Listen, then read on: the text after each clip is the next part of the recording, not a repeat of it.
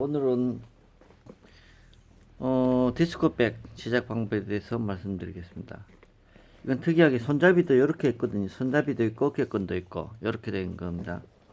먼저 앞판과 뒷판을 이렇게 라바로 붙여주세요.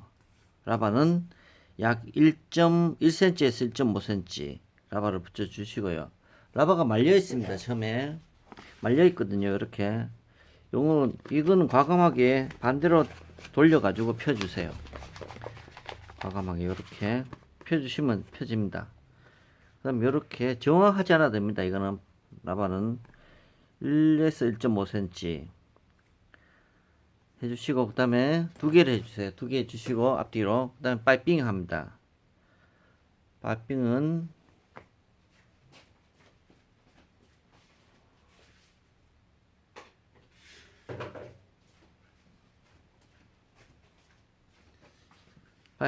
이렇게 돌리시는데, 항상 파이핑 하실 때는 센터 표시를 단면에 하시라 그랬죠. 단면에 이렇게. 저는 네임펜으로 주로 하는데 네임펜으로 해주시면 됩니다. 단면에 이렇게 네 군데를 센터 표시를 해주시고, 그 다음에 스타트를 시작합니다. 이게 만약에 스타트가 이거면은 이게 아래쪽으로 가야 됩니다. 스타트를 이쪽에 했죠 지금. 그러면 이 가방이 아래쪽인 겁니다. 이게 그걸 감안하셔가지고 이 가죽의 상태를 봐가면서 상태가 조금 상태를 봐가면서 그렇게 진행하셔야 됩니다. 이렇게 파이핑을 두 개를 준비해 주세요. 코너는 3mm씩 간격으로, 깊이 3mm 간격으로 이렇게 돌리시면 됩니다. 이렇게 잘라 주십니다. 네 군데를 이렇게 해서 라인 쫙 잡아 주시고요. 라인은 본폴더로 해도 되는데 손톱으로 해도 잘 됩니다. 라인이 잘 끄이거든. 라인이 잘 보이니까 해주시고, 위에다 다시 한번 본드로 발라주세요. 본드로 발라주시면 됩니다. 그러면 앞뒤판은 다 됐습니다. 이거는 이제 이 가방류가 이런 종류의 가방이 상당히 많습니다. 뭐 볼리드백도 그렇고요. 이런 가방류가 상당히 많은데 만드는 방법은 똑같습니다. 이렇게 먼저 이 윗판입니다. 윗판은 이게 5호 지퍼거든요. 5호 지퍼는 이 간격이 1.6에서 1.7mm 니까 센터에서 약 8mm 정도 이렇게 붙여주면 되죠. 이렇게 지퍼를 스토프하고 아래 위 스토프 상지 하지 이렇게 뒤집어서 이렇게 되는 겁니다. 이렇게 해주시고요. 내피입니다. 이게 이제 내피가 관건인데, 이게 내피다 보고 제가 설명드리겠습니다. 내피를 Y자로 잘라줍니다. 이렇게 Y자로 잘라주고 쭉 가면서 뒤에다 Y입니다. 뒤에다 Y로 해가지고 Y자로 잘라준 뒤에 이제 본드로 바른 다음에 뒤집어서 이렇게 창을 냅니다.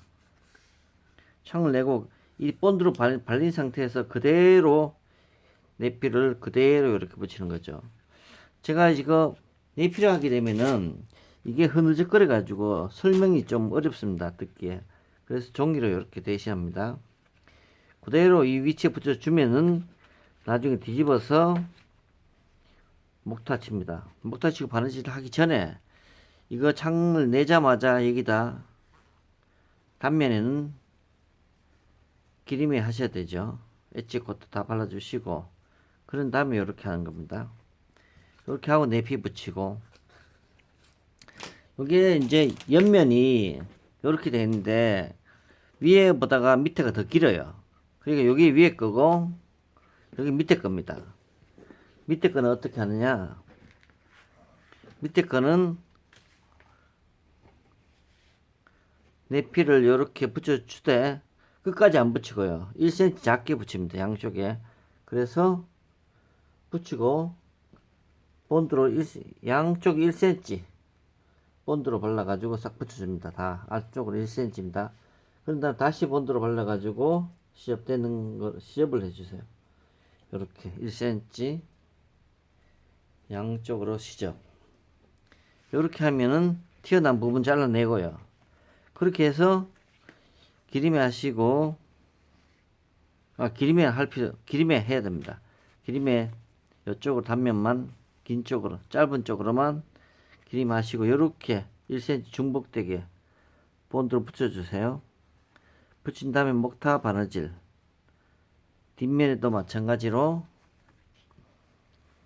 똑같이 이렇게 해서 목타 바느질. 이거는 저희가 어떤 가방에 했냐면은 큐브백에 했고요. 그 다음에 리누이 다린 백팩에도 똑같은 방식입니다. 이런 방식 가방이 상당히 많습니다. 그러니까 한번 익혀 놓으시면 응용되기 좋죠. 목타 바느질 해주시고, 그러면 원통이 됩니다. 원통이 된 상태에서 이 옆판하고 조립하면 되죠. 조립은 이것도 이제 센터 표시하시고, 센터 표시하시고, 아래 위로 센터 표시 다 단면에 하시고요. 그 다음에 양쪽으로 본드. 이게 원통이 이미 됐으니까, 요렇게 됐으니까요. 센터 표시 단면에 다, 앞뒤로 다 해주세요. 그런 다음에 이 옆에 하고, 이렇게 해가 이제,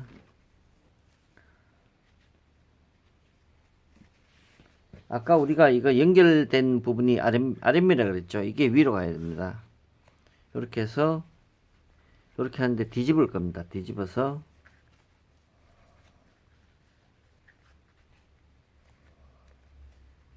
이렇게 되는 거죠. 이렇게 붙이실 때 이렇게 붙일 겁니다. 센터 표시 되는데 센터 표시 맞춰 주시고요.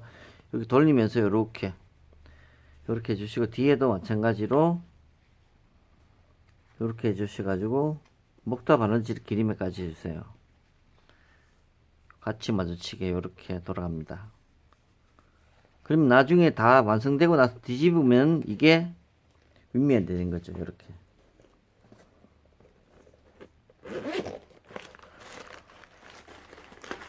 저는 이거 샘플 만들기 위해서 내피는 생략했습니다만은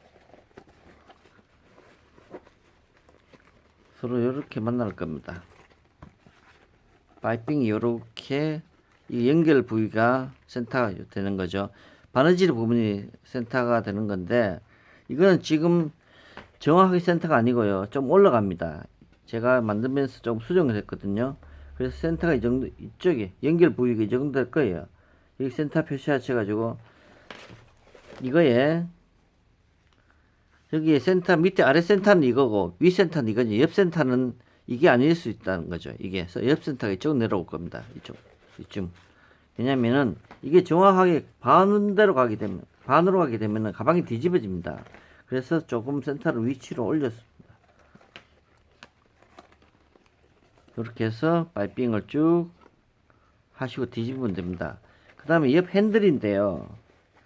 옆 핸들 특이하게 제가 만들었는데, 솔트레지에 이 솔트레지 박아가지고 구멍을 이렇게 했습니다. 이거를 솔트레지 끼우는 걸 보통 우리가 솔트레지 펀칭 하게 되면 옆에 칼집이 있습니다. 옆에 칼집을 이렇게 칼집이 있는데, 칼집을 내시면 이게 빠질 수 있어요.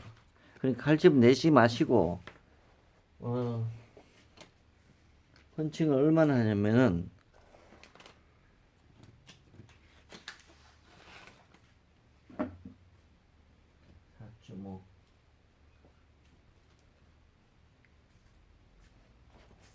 이 펀칭을 4.5로 하세요. 4.5.